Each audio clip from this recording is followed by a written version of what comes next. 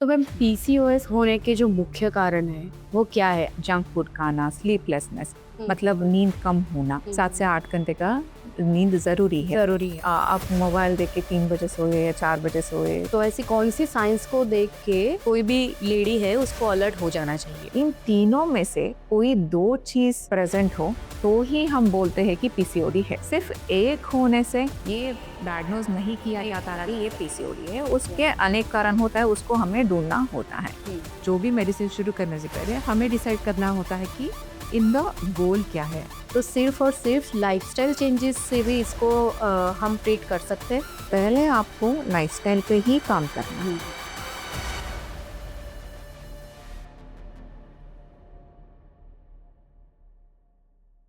नमस्कार दोस्तों, मैं हूँ भूमि दवे, फॉर्मर रेडियो जॉकी और वॉइस ओवर आर्टिस्ट, और आप देख रहे हैं जाडस हॉस्पिटल आनंद का खास हेल्थ पॉडकास्ट, जहां हम स्वास्थ्य से जुड़ी समस्याओं के विषयों पर विस्तार से बातचीत करते हैं। और आज का जो विषय है वो महिलाओं के लिए खास तौर पर बहुत ही महत्वपूर्ण है। वो है पीसीओएस और पीसीओडी। आजकल के समय में लड़कियां और महिला पीसीओएस और पीसीओडी की समस्याओं से काफ़ी प्रभावित होती है। अचानक से वजन का बढ़ना, प्रेगनेंसी में कॉम्प्लिकेशंस, हार्मोनल इम्बैलेंस और मूड स्विंग्स, ऐसे कोई समस्या हो तो उसके पीछे पीसीओएस कारणभूत हो सकता है। और इसी विषय को आसानी से और इन डिटेल समझने के लिए जाडस हॉस्पिटल आनंद के जाने माने doctor obstetrician and gynaecologist doctor Kavya Patel हमारे साथ आज उपस्थित है। जाडस हॉस्पिटल आनंद के बारे में अगर जानकारी दूं तो 2012 में स्थापित एनईबीएच मान्य मल्टी स्पेशलिटी हॉस्पिटल है, और ये उसके एडवांस कार्डिया, न्यूरो, गैस्ट्रो और किडनी केयर के लिए जाना जाता है। और आज जो डॉक्टर हमारे साथ यहाँ उपस्थित है, डॉक्टर काव्या पटेल, उनके बारे में थोड़ी जानकारी दे दूँ। उन्होंने MBBS and MS in obstetrics and gynaecology किया हुआ है। साथ ही में उन्होंने हाई रिस्क प्रेगनेंसी में फेलोशिप भी की हुई है। और वे एक infertility specialist and laparoscopic surgeon भी है, और ये फील्ड में इन्हें काफ़ी सालों का एक्सपीरियंस भी है। तो यस मैम, आपका स्वागत है हमारे खास हेल्थ पॉडकास्ट में। Thank you. सबसे पहले आप हमारे दर्शकों को आपके बारे में थोड़ी जानकारी दीजिए, और स्पेशली गायनेकोलॉजी फील्ड चूज करने के पीछे क्या रीजन था वो भी बताइए। ओके, एज़ यू सेड, मेरा नाम डॉक्टर काव्या पटेल है। Now I am serving at Zydus Anand as a full time obstetrician and consultant. मेरा fellowship in high risk pregnancy भी हुआ है, एंड आईवीएफ स्पेशलिस्ट भी हूँ, एंड लैप्रोस्कोपी सर्जन भी हूँ। साथ में अल्ट्रासाउंड भी मैं अपना कर लेती हूँ। एंड मेरे इस फील्ड में 7 साल का एक्सपीरियंस है। देन गायनेकोलॉजी चूज़ करने का मेन कारण, मुझे सब एज ग्रुप्स को फ़ोकस करना था। हाँ। जस्ट लाइक वुमेन, मतलब सिर्फ़ रिप्रोडक्शन नहीं है, नहीं है। सिर्फ़ गर्ल्स नहीं है, सिर्फ़ मेनोपॉज़ नहीं है, है ना? मुझे एक वुमेन ओरिएंटेड कोर्स करना था, साथ ही साथ ये सारे एज ग्रुप कवर हो जाए, ताकि मैं सब एज ग्रुप वाले वुमेन को असिस्ट कर सकूँ, कर सकूँ। उनको एनलाइटन कर सकूँ या मदद कर सकूँ। इसकी Yes. वजह से मैंने ऑब्स्टेट्रिक्स एंड गायनेकोलॉजी लिया। पहले से मेरा पैशन गायनेकोलॉजी ही था। तो इसी जब से मैंने स्टडी यस, यस। सही है। तो मैम आजकल महिलाओं से जुड़ी कौन सी समस्या है जो बहुत कॉमन और ज़्यादा देखने को मिलती है? जब हम वुमेन के बारे में बात करते हैं, हुँ। हम एज ग्रुप में बात करना शुरू करेंगे। पहला एज ग्रुप होता है ये यंग एज। यंग एज माने तो 9 साल से ये 20 साल तक जो होता है, एडोलेसेंट एज ग्रुप भी हम बताते हैं, है ना? उनका अलग प्रॉब्लम होता है। रिप्रोडक्टिव एज जो 20 से 35 इयर्स तक, 20 टू 35 इयर्स तक जो एज ग्रुप होता है, उसको हम रिप्रोडक्टिव एज बोलते हैं, है ना? 35 के बाद रिप्रोडक्टिव परसेंटेज जो हो रहा है वो कम होता जाता है। देन आता है हमारा मेनोपॉज़ल एज ग्रुप। सो ये तीनों एज ग्रुप्स में महिलाओं का प्रॉब्लम अलग-अलग होता है। पहले एडोलेसेंस में क्या होता है, 9 से 20 के बीच में उनका मेंस्ट्रुअल डिस्टर्बेंस होता है, यस। हार्मोनल इम्बैलेंस के हाँ, वजह से, हार्मोन। बिकॉज़ हार्मोन्स का ठीक से पाथ पे मैच्योर नहीं हुआ होता है, and because of this junk food and all the stimulus, उनका मेंस्ट्रुअल साइकिल इरेगुलरिटीज़ उनका मेजर प्रॉब्लम बन बन जाता है। जाता है। दूसरा वेट गेन, ये सब इन ग्रुप में मेजरली देखने को मिलते हैं। सेकंड आते हैं 20 से 35 ईयर्स के बीच में। इसमें मेजरली रिप्रोडक्टिव है तो इनफर्टिलिटी आ जाता है, व्हाइट टेस्ट आ जाता है, एंड कॉन्ट्रासेप्शन, शादी के बाद, प्रेगनेंसी के बाद का क्या कॉन्ट्रासेप्शन हम यूज़ कर सकते हैं वो आ जाता है। कोई अमुक प्रकार का कैंसर्स आ जाता है। सो नेक्स्ट हम मेनोपॉज़ में जाते हैं तो मेनली मेनोपॉज़ल सिम्पटम्स, लोगों को मेनोपॉज होता क्या है, उसका सिम्टम्स क्या होता है, कैसे उसके बारे में टेक केयर करना है, ज्यादा पता नहीं नहीं है। है ना। सो ये हमारा मेजर प्रॉब्लम बन जाता है आफ्टर 40। साथ ही साथ breast cancer, cervical cancer, Yes. ये सब इम्पोर्टेंस ले लेता है। तो Yes. ऐसे एज के अकॉर्डिंगली अनेक समस्याएं महिलाओं में हम देखने को मिलती अभी common. Yes yes, most common. तो मैम आज का हमारा जो टॉपिक है वो है पीसीओएस और पीसीओडी। ये जो दो वर्ड है ना, वो सब लोगों ने सुना तो है पर सही जानकारी कुछ ही लोगों को मालूम है। तो आप हमें बताइए और हमारे दर्शकों को बताइए कि पीसीओएस और पीसीओडी में डिफरेंस क्या है, उसको कैसे पहचाना जाता है। बोला जाए तो अब गूगल में रिव्यू करोगे तो दूसरा नाम देखने को मिलेगा या ढूंढने में मिलेगा। एंड काफी लोगों को ऐसा लगता है कि ये दोनों अलग अलग डिसीज है यस। है ना। पीसीओडी मतलब polycystic ovarian disease, polycystic ovarian syndrome. हाँ। सिंड्रोम माने तो group of disease, yes. PCOD माने तो सिर्फ आपका मेंस्ट्रुअल डिस्टरबेंसेस अलॉन्ग विद जो भी आपका डायग्नोस्टिक क्राइटेरिया होता है। पीसीओडी का अलग कोमॉर्बिडिटीज होता है, मतलब पीसीओडी होने के कारण सिर्फ मेंस्ट्रुअल डिस्टरबेंसेस या बच्चा होने में प्रॉब्लम सिर्फ ये तक सीमित नहीं है। ये आपको डायबिटीज कॉज करा सकता है, हार्ट डिसीज करा सकता है, एंडोमेट्रियल कैंसर करा सकता है आगे जाके इन द लाइफ स्पैन। सो ये सारा डिसीजेस भी पीसीओडी के साथ पाया गया, तो इसका एक्सटेंडेड है, साइड इफेक्ट है, उसको हम सिंड्रोम बोलते हैं, मतलब ग्रुप ऑफ डिसीज। पीसीओडी भी है, उसके साथ एंडोमेट्रियल सी भी है, ये भी है, वो भी है ना, डायबिटीज टाइप 2 डीएम डायग्नोज हुई है। ये सब ग्रुप ऑफ डिसीजेस को हम सिंड्रोम बोलते हैं। ज्यादातर डिफरेंस नहीं है, it is in depth medical में समझना चाहो तो इसका इतना डिफरेंसेस है। Otherwise for reproductive age PCOD and PCOS दोनों सेम है। तो मैम पीसीओएस होने के जो मुख्य कारण है वो क्या है? आजकल की जो लाइफस्टाइल है, फिर या फिर फूड हैबिट्स है, इरेगुलर एक्सरसाइज हैबिट्स है, तो क्या आप बता सकते हो कि उसके बेसिक रीजंस क्या है? देखो, एक बीमारी के लिए अनेक कारण हो ही सके, है ना। मेजरली क्या है, थोड़ा माइनॉरिटी में क्या है, ये जानना जरूरी है। जब भी हम पीसीओडी की बात करते हैं, इसका मेन रीजन होता है इंसुलिन रेसिस्टेंस। आपने नाम इतना सुना होगा, इंसुलिन रेसिस्टेंस। इंसुलिन रेसिस्टेंस होता क्या है, सपोज एक सेल है, हमारे बॉडी का ऑर्गन्स जो है वो सेल से बना हुआ है ना, फंक्शनल यूनिट। हम जो भी खाते हैं फाइनली वो ग्लूकोज करके कन्वर्ट जो भी खाना हम खाते हैं, रोटी सब्जी का है या शुगर का या कॉफी पिया, जो भी है वो सारा ग्लूकोज होके कन्वर्ट होता है। ये ऑर्गन, इस सेल्स जो है उसको हमारा वेन्स या आर्टरीज, जो पाइपलाइंस होता है ब्लड को लेके जाता है, उसके थ्रू सप्लाई कर रहा होता है। सो मेन बॉडी का काम जो होता है वो सेल्स के अंदर हो रहा होता है। उसको एनर्जी मिलना, ग्लूकोज देने वाला काम हमारा पाइपलाइंस, ये आर्टरी या वेन्स जो है ये कर रहा होता है। इसमें क्या होता है, जो पाइपलाइंस में ग्लूकोज अभी पड़ा है उसको सेल्स के अंदर जाना चाहिए। सो ये सेल के अंदर जाने के लिए जो हमें मदद करता है, इंसुलिन मदद करता है हमें।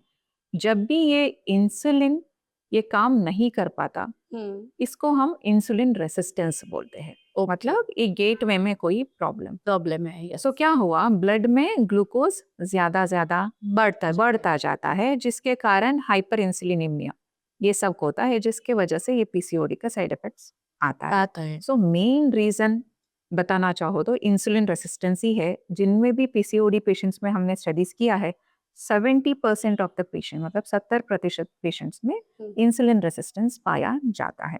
एंड सेकेंड नंबर पे आता है आपका लाइफस्टाइल, जंक फूड खाना, स्लीपलेसनेस, मतलब नींद कम होना। 7 से 8 घंटे का नींद जरूरी है। आप मोबाइल देख के 3 बजे सोए या 4 बजे सोए, या कुछ काम की वजह से, शिफ्टिंग की वजह से इसमें ऊपर नीचे हुआ, तो भी ये इंसुलिन रेसिस्टेंस बढ़ सकता है ना। साथ में साथ जेनेटिक, हम इंडियन पॉपुलेशन में जेनेटिक्स में ही है कि थोड़ा अमाउंट ऑफ पीसीओडी का रिस्क। सो ये 4 कारण बताया जाता है, mainly insulin resistance, otherwise also family history, junk food खाना, लाइफस्टाइल में डिस्टर्बेंसेस होना, ये सब पीसीओडी का प्रमुख कारण बताया। लाइफस्टाइल भी मैटर करता है। अगर सिंपल लैंग्वेज में बताएं कि पीसीओएस में बॉडी के अंदर क्या होता है और वो हार्मोन्स को कैसे इफेक्ट करता है? ओके, देखिएगा, हमारा रिप्रोडक्टिव ऑर्गन्स जो है उसको हम बोलते हैं यूट्रस एंड दोनों अंडाशय, है ना, जो बच्चोदानी के नाम से भी जाना चाह रहे हैं। अंडाशय हमारा राइट और लेफ्ट 2 अंडाशय होता है। ये तो पेट के अंदर है नीचे, है ना? इसको कंट्रोल कौन कर रहा है? हमारा ब्रेन ब्रेन के थ्रू थोड़ी कोई कनेक्शन है नहीं। तो ब्रेन एंड हमारा यूट्रस एंड ओवेरीज जो भी होता है ये कनेक्टेड है हॉर्मोन्स के थ्रू।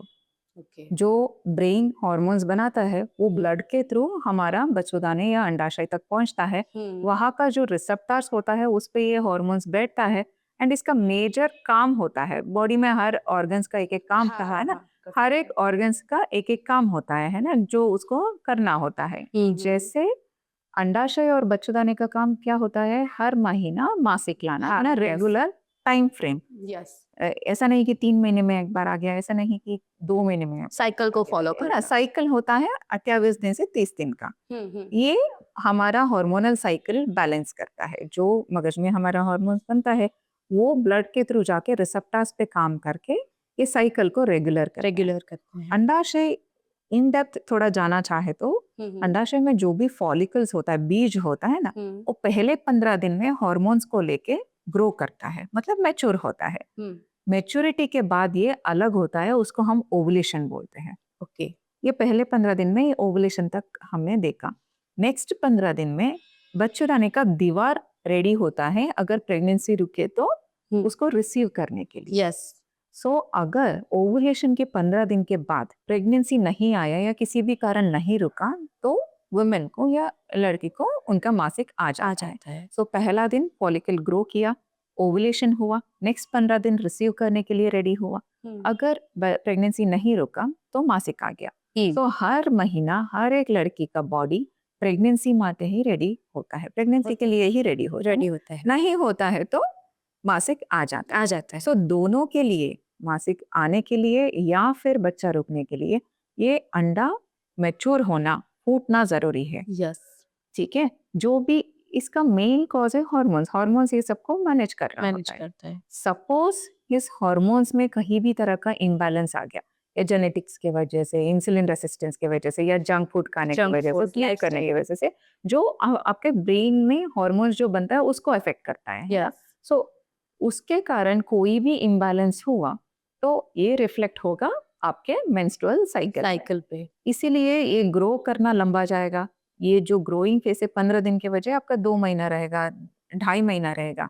बाद में ओवुलेशन तो नहीं होगा, पर कोई भी चीज ज्यादा ग्रो कर लेता है तो अपने आप वो ब्लीडिंग के रूप में आ जाता है। इसके वजह से पीसीओडी का ब्लीडिंग जो है वो अपने आप रुकता नहीं है या फिर लंबा जाता है, 10 मासिक आना, 15 दिन मासिक आना, बिकॉज ये हार्मोनली रेगुलेटेड नहीं है। ये ऐसा मेंस्ट्रुअल डिस्टर्बेंस या इनफर्टिलिटी का बेस ये पीसीओडी बन जाता है। पीसीओएस के बेसिक सिम्टम्स क्या, हम कैसे उसको आइडेंटिफाई कर सकते हैं कि हमें, मतलब वो हम इनिशियल डिसीज पे है अभी ऐसे पीसीओएस? जैसे मैंने बोला हार्मोन्स का अनेक फंक्शंस होता है ना, सिर्फ एक सिम्टम को आप लेके मुझे पीसीओडी है ये आप लेबल नहीं कर सकते। इनका अनेक सिम्टम है। मोस्ट कॉमन है मेंस्ट्रुअल डिस्टर्बेंस। मेंस्ट्रुअल डिस्टर्बेंस का 2 तरीका हो सकता है। एक आपका पीरियड्स लंबा जाना, 2 महीने में आया, 3 महीने में आया तो कंटिन्यूस 7 दिन के ऊपर चला गया, मतलब 7 दिन ब्लीडिंग हो रहा है, 10 दिन ब्लीडिंग हो रहा है, या महीना पूरा ब्लीडिंग रह रहा है, एक पैटर्न है। दूसरा पैटर्न है 15-20 दिन में आना, थोड़ा थोड़ा ब्लीडिंग आना। हाँ, इसको भी हम मेंस्ट्रुअल डिस्टर्बेंस में ही गिना जाता है। एंड सेकेंड है आपका हार्मोनल इम्बैलेंस, जो टेस्टोस्टेरोन बढ़ने की वजह से बॉडी में सिम्टम्स दिखना, जैसे एबनॉर्मल हेयर ग्रोथ आप बता सकते हो, चिन के नीचे हेयर होना, लिप्स के ऊपर होना, या फिर लेग्स पे होना, चेस्ट पे होना, जहाँ पे नॉर्मली वुमेन में नहीं पाया जाता है ना। ये इंक्रीज टेस्टोस्टेरोन हार्मोन का इम्बैलेंस की वजह से होता है। एंड तीसरा है आपका सोनोग्राफी में पता चलना। चौथा है आपका स्किन के ऊपर वेलवेटी पैचेस, ब्लैक कलर का वेलवेटी पैचेस, जिसको अकैंथोसिस नाइग्रिकेंस हम बोलते हैं। इंसुलिन रेसिस्टेंस का मेन चीजें हम बताते हैं। या जल्दी आपको डायबिटीज आ जाना, शुगर अनकंट्रोल्ड रहना, हार्ट डिसीजेस आना, ऐसे सारे सिम्टम्स पीसीओडी का होता है। मोस्ट कॉमनली मेंस्ट्रुअल इरेगुलरिटी ही है, मतलब इसके कारण इनफर्टिलिटी भी हो सकती है। मेंस्ट्रुअल इरेगुलरिटी होती है तो हमें डॉक्टर को मतलब कंसल्ट समझना चाहिए कि अंडरलाइंग कॉज क्या है। स्टार्टिंग सिम्टम्स हम कह सकते हैं इसको। अगर ऐसे कोई पर्टिकुलर साइंस हो तो ऐसी कौन सी साइंस को देख के कोई भी लेडी है उसको अलर्ट हो जाना चाहिए। यही जो मैंने बताया वही है। उसके अच्छा। साथ उनको डॉक्टर को कंसल्ट करना चाहिए बिकॉज़ पीसीओडी का डायग्नोस्टिक क्राइटेरिया है, जैसे मैंने बोला। पीसीओएस को डायग्नोस करने के लिए कौन-कौन से टेस्ट करने चाहिए? यस, पहले आता है हिस्ट्री पूछना। जैसे मैंने बोला काफ़ी टाइम हमें हिस्ट्री से पता चल जाता है कि इनका प्रॉब्लम क्या है। हिस्ट्री में क्या आता है, menstrual irregularities major component form करता है। नेक्स्ट वेट गेन होना, एक्सरसाइज कर रहे सही का ना कर रहे फिर भी वेट बढ़ता जा रहा है। कंटिन्यूअसली वेट गेन हो रहा तो है। ये हम बात करने से पेशेंट के साथ हमें पता चलता है। नेक्स्ट हम जा सकते हैं हमारा अल्ट्रासाउंड पे। ओके। अल्ट्रासाउंड में क्या इंटरनल सोनोग्राफी होता है जिसको हम ट्रांसवेजाइनल अल्ट्रासाउंड भी कह कहते सकते हैं, हैं, है ना? yes। सो अनमैरिड लोगों में हम पर एब्डोमेन सोनोग्राफी भी कर सकते हैं, मतलब जो सोनोग्राफी ऊपर से होता है उसे भी। उसका जो साइंस होता है उसको जिसको देख के हम ये पेशेंट पीसीओडी लेबल करते हैं। पहला है दोनों अंडाशय में यूजुअली 5 से 6 बीज दिखना चाहिए उस महीने में। ओके। सपोज ये 20 से ऊपर दिख रहा है, 20 से ऊपर। 20 से ऊपर दिख रहा है एंड जब भी ये बीज बढ़ता है उसका कद भी बढ़ेगा अंडाशय का। हाँ। सो अगर अंडाशय का कद आपका मोर देन 10 सेंटीमीटर क्यूब है यस। तो हम बोलते हैं कि ये पीसीओडी पैटर्न है ना? एंड तीसरा आता है हमारा ब्लड टेस्ट जिसमें हमें हार्मोन इम्बैलेंस में रहना, नहीं टेस्टोस्टेरोन ज्यादा हो, एफएसएच एलएच रेशियो रिवर्सल होना एंड फास्टिंग इंसुलिन जो बोलते हैं वो एबनॉर्मल होना, ये सारी चीजें हम ढूंढते हैं। एंड ये 3 क्राइटेरिया जो भी मैंने बोला, मेंस्ट्रुअल इरेगुलरिटीज हो गया या फिर आपका अल्ट्रासाउंड का फाइंडिंग्स हो गया या फिर आपका लेबोरेटरी फाइंडिंग्स हो गया, यस। इन तीनों में से कोई 2 चीज प्रेजेंट हो तो ही हम बोलते हैं कि पीसीओडी है। यस। सिर्फ एक होने से ये डायग्नोज नहीं किया नहीं जाता किया कि जा ये सकता। पीसीओडी है, उसके अनेक कारण होता है, उसको हमें ढूंढना होता है। फिलहाल पीसीओडी के लिए डायग्नोज करने के लिए ये तीनों में से 2 क्राइटेरियाज होना जरूरी है।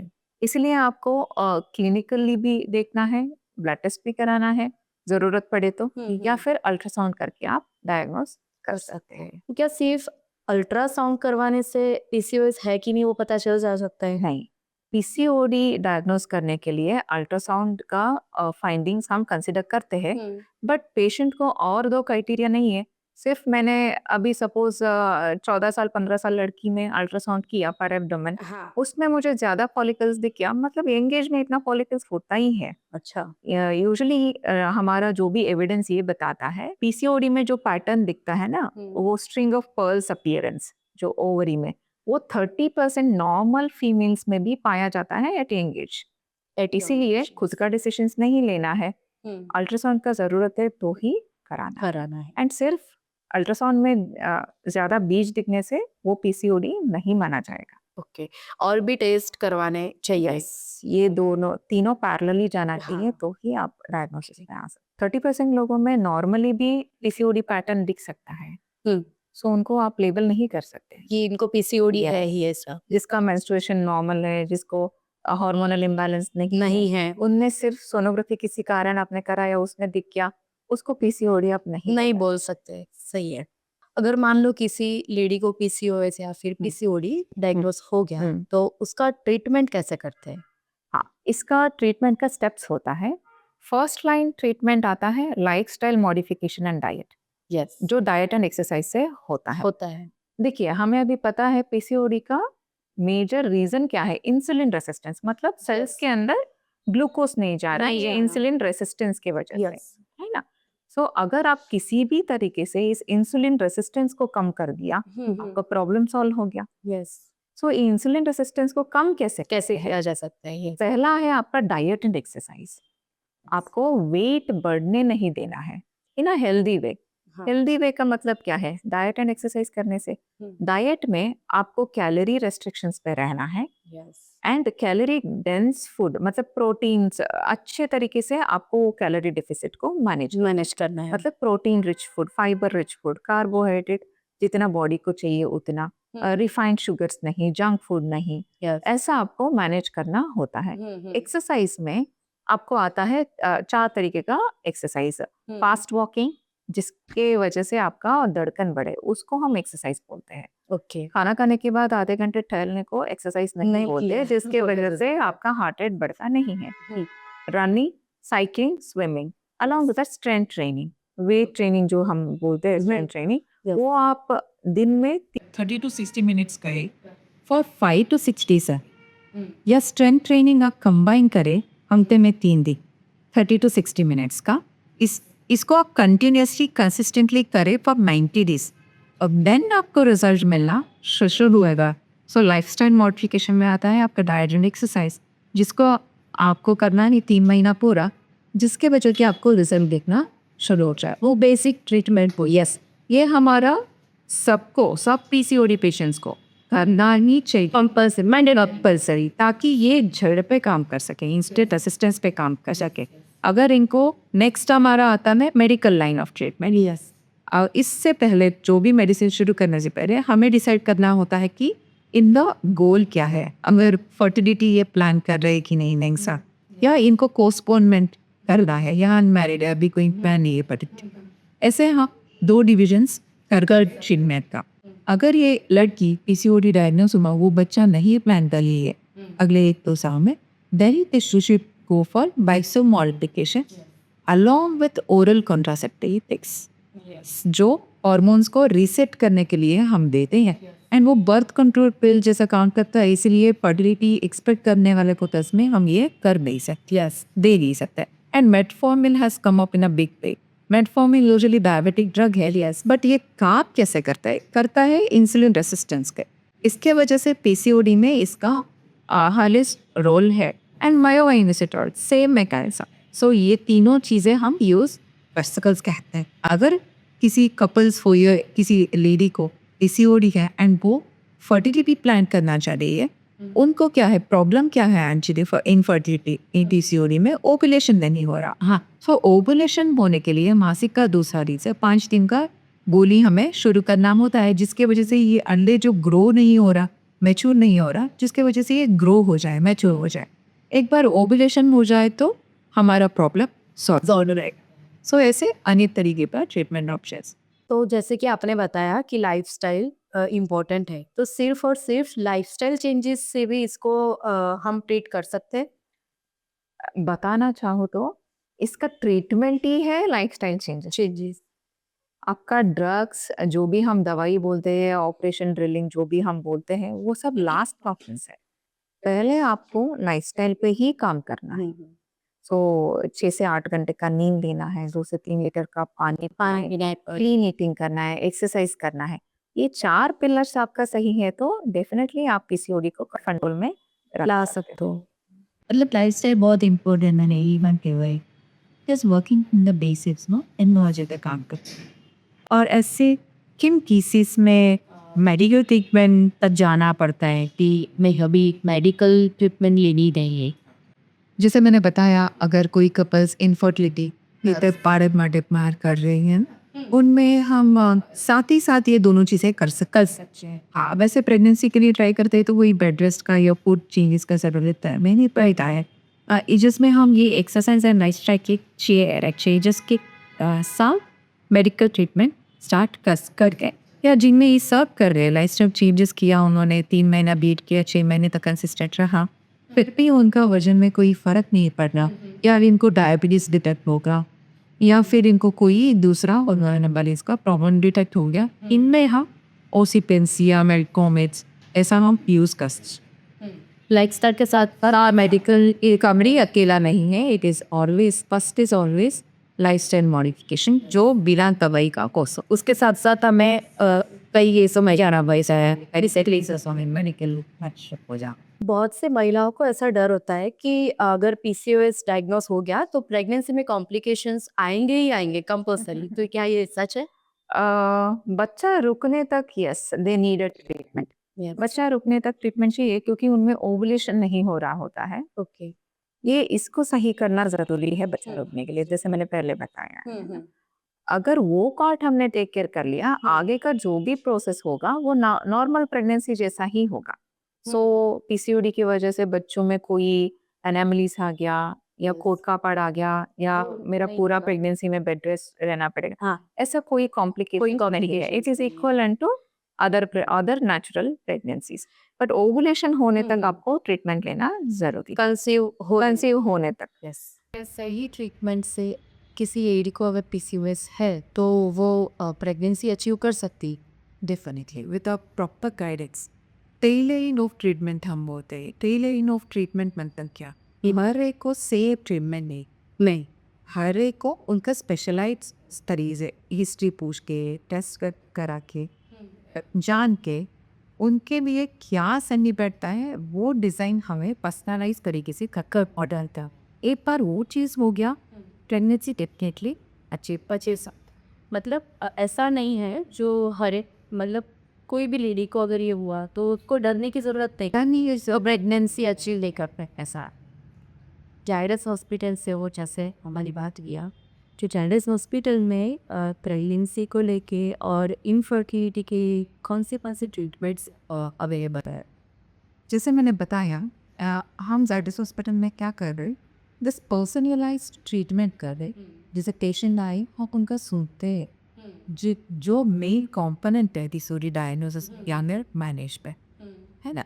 पहले प्रॉपर डायग्नोसिस में कैसे पहुंचते, जिसके लिए जो ब्लड टेस्ट अवेलेबल है उसका एक्यूरेसी अच्छा है एंड जिसके लिए अल्ट्रासाउंड मशीन का क्लैरिटी होना चाहिए उन्होंने एग्जाम है. इनके लिए ये ऑल टाइम अवेलेबल रहना ये ज़रूरी है पेशेंट्स का नीड्स के लिए.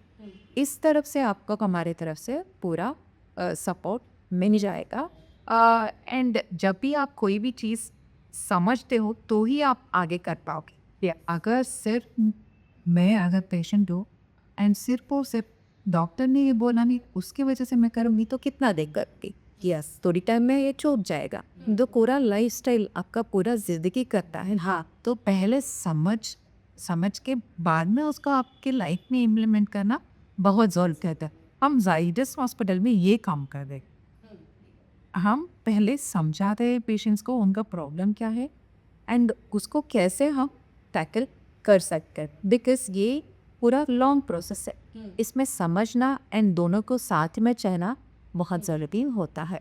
So you can have a personal care at Zydus hospital. Yes, and we are all experts in infertility also and the laparoscopy पर मैंडम. सो आपको ये अच्छा फैसिलिटीज मुझ यानी कि पेशेंट को आप पहले अच्छे से सुनती हो उनको इनको क्या प्रॉब्लम है वो सकते हो और फिर आप उन्हें समझाते हो कि कैसे आप कर सकते हो, प्रॉब्लम क्या है ना आगे कैसे हम बढ़ेंगे. इनको की पूरा प्लान रेडी होता है, उसके मुताबिक हम आगे बढ़ते हैं. अगर किसी महिला को ऐसी कोई समस्या है तो उसे कब डॉक्टर को कंसल्ट करना चाहिए।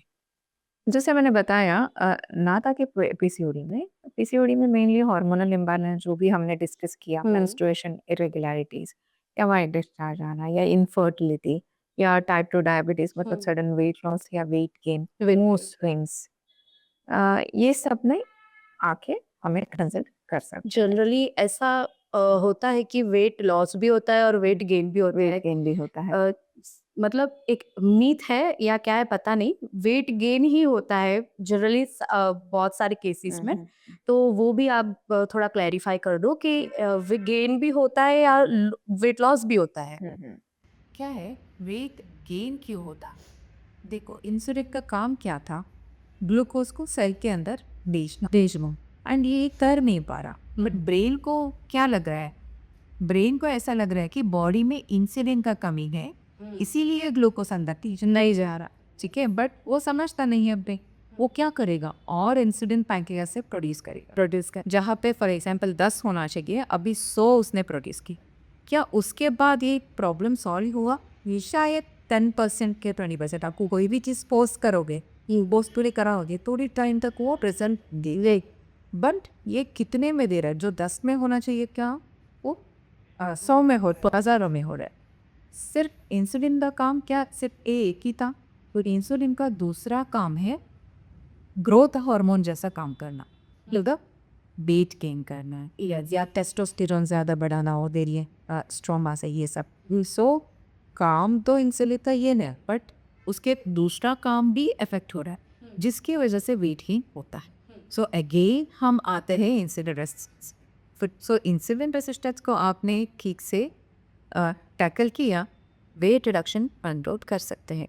एंड ये हार्मोनल इम्बैलेंस की वजह से क्या होता है, मूड स्विंग्स होता है, उसके वजह से क्या आप एक रेगुलर पैटर्न में नहीं रह सकते, प्रोटीन मैनेज नहीं कर सकते, आपका एक स्केड्यूल नहीं बना सकते, सो नहीं सकते, चिड़चिड़ होना, स्ट्रेस लेना, इसकी वजह से और बिंज ईटिंग करना, इसकी वजह से आपका वजन और बढ़ेगा, है ना। बॉडी को लेकर के मैं स्ट्रेस में हूँ, मुझे सारे ग्लूकोज ग्लाइकोजन फैट जो है स्टोर करके रखना है, बिकॉज मेरे बॉडी स्ट्रेस में है, मुझे काम आएगा, आगे जाके काम आएगा, आगे जाके। इस वजह से आपका विजरल फैट बढ़ना या वेट गेन होना लाइक पीसीओडी में कॉमन है, ठीक है ना। सो आपको 2-3 तरीके से ये काम कर सकते हैं। पहले इंसुलिन रेसिस्टेंस कम करना है, जैसे मैंने बोला एक्सरसाइज से, 6 से 8 घंटे सोने से, अच्छा लाइफस्टाइल मैनेज करने से, पानी की हिस्से, स्ट्रेस कम लेने से। स्ट्रेस कम लेना बड़ी टॉपिक है, but yoga meditation for some extent calms your brain down. So उसमें भी क्या आपको हार्मोनल इम्बैलेंस ठीक अब हो जाए कर सकती है, बैलेंस हो सकता है अलॉन्ग विथ लाइफस्टाइल। स्ट्रेस कम हो जाए तो अपने आप बॉडी को लगेगा हाँ मैं अभी सीख कर मुझे फैट लॉस करना है, मसल ग्रो कर। इसके हिसाब से स्ट्रेस ऐसा लो स्ट्रेस मतलब कम करने से स्ट्रेस को ऐसा मेरे पिता को वेट लॉस है इतना कुछ। पीसीओडी में यूजुअली वेट गेन होता है इतने सारे का, पर जैसे मैंने बताया पीसीओडी की वजह से अनकंट्रोल्ड शुगर आ गया, उस पे आपका वेट लॉस होने का चांस सेफ है, यस, पर वो बहुत ही कम केसेस में होता है। And for long standing PCOD patients में ये होता है, बस होता नहीं तो है। तो डाइट रूटीन और एक्सरसाइज के बारे में आप क्या एडवाइस देना चाहेंगे? ना था कि पीसीओडी में सबको एक लाइफस्टाइल मेंटेन करना ज़रूरी है। लाइफस्टाइल का मतलब क्या है? अच्छे से diet, exercise, sleep pattern, hydration pattern maintain करना। डाइट में आता है तो कैलोरी रेस्ट्रिक्टेड डाइट पे रहो, protein fibre rich low, carbs come low, refined sugars and oils like avoid करो, है ना। इतना सारे चीज़ें आपको देखना पड़ेगा, डाइट फॉलो करना पड़ेगा। अगर नहीं पता चलता consult a dietitian, get your diet chart done, उससे अब हमारा काम कम हो जाता है। कमिंग टू एक्सरसाइज, जैसे मैंने बोला you have to do strength training जिसकी वजह से मसल बढ़े, फैट कम हो जाए। एंड एरोबिक एक्सरसाइज में fast walking, jogging, running, swimming, cycling, ये सब करना है। And coming to the sleep pattern, 6 to 8 hours of sleep is very very important for body to detox and have rest. Stress management पे काम आता है। 2 to 3 litres of water पीने से आपका जो भी मेटाबॉलिक वेस्ट है बॉडी के अंदर वो सब वॉश आउट हो जाता है। सो इतना मैनेज करने से maximum of the PCOD patients को बेनिफिट होता ही तो है। जिसको नहीं होता है उनको हम नेक्स्ट स्टेप पे जाते हैं मेडिकल ट्रीटमेंट मैनेजमेंट में, इसके साथ इसको छोड़ के नहीं। सो ना था कि पीसीओडी पेशेंट्स को सबको ऐसा हम लाइफस्टाइल मेंटेन करना चाहिए फॉर वेरियस एडवांटेजेस। यस, अगर लाइफस्टाइल पहले से ही अच्छे से मैनेज करते हैं तो फिर ये डिसीजन बिगेस्ट इन्वेस्टमेंट, जैसे कि precaution is better than cure. Yes it is always. तो यस मैम, आपने इतना अच्छे से इन डिटेल इन्फॉर्मेशन दिया है पर्टिकुलर टॉपिक हमारा जो था वो पीसीओएस और पीसीओडी के बारे में, उसके लिए बहुत बहुत बहुत धन्यवाद। तो दोस्तों पीसीओएस एक बहुत ही कॉमन समस्या है, उससे सही जानकारी और समय पर ट्रीटमेंट से हम ट्रीट कर सकते हैं। और आपके परिवार में भी अगर कोई महिला ऐसी कोई समस्या से जूझ रही है तो जायडस हॉस्पिटल आनंद में एक्सपर्ट्स डॉक्टर्स की टीम अवेलेबल है। अगेन मैं भूमि दवे और आप देख रहे हो जायडस हॉस्पिटल आनंद का खास हेल्थ पॉडकास्ट है ना।